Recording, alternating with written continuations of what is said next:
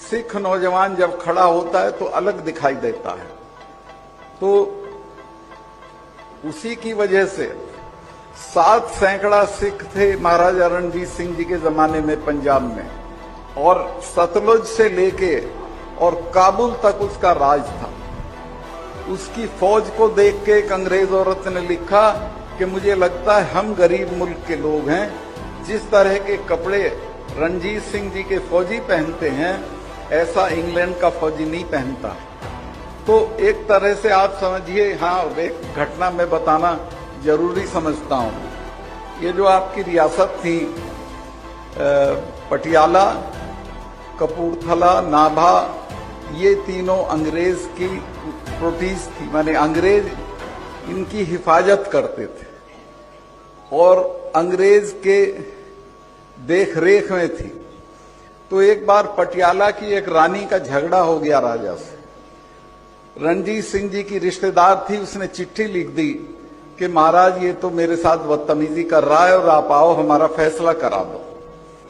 महाराज रणजीत सिंह जी आए और पूरी फौज लेके आ गए, जबकि अंग्रेज से समझौता था कि सतलुज के इधर हम नहीं आएंगे और सतलुज के उधर आप नहीं जाओगे। तो जब फौज लेके आ गए तो महाराजा पटियाला ने डलहौजी को कहा कि भाई ये तो हमला है, इसको तो हमला मानना चाहिए और आप इसका कोई इलाज करो। डलहौजी ने लंदन में पूछा कि भाई क्या करें, फौज लेके आ गया है। लंदन ने कहा कि चुप पड़े रहो, 5-7 दिन में चला जाएगा, वरना जो राज है इसे भी छिनवा लोगे। इतनी ताकतवर फौज थी रणजीत सिंह साहब की। उसके तोपची नेपोलियन के जमाने के थे और बेहतरीन किस्म की फौज लेके उसने ठसके के साथ, इज्जत के साथ भारत पे राज किया। एक इलाका है पाकिस्तान और अफगानिस्तान के बीच में जिसको वजीरिस्तान कहते हैं, आज तक उस पे दुनिया के किसी आदमी ने राज नहीं किया। जो करने ही नहीं देते, वो पठान लोग हैं और आके वो सब चौकियां लूट लेते हैं, हथियार लूट लेते हैं।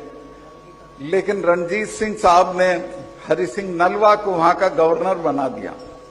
हरि सिंह नलवा 7 साल तक वहां गवर्नर रहे और जब ये पठान ये हरकत करने लगे तो हरि सिंह नलवा साहब ने कहा कि जाओ इनके गांवों में जो जवान हो उसी को मार दो।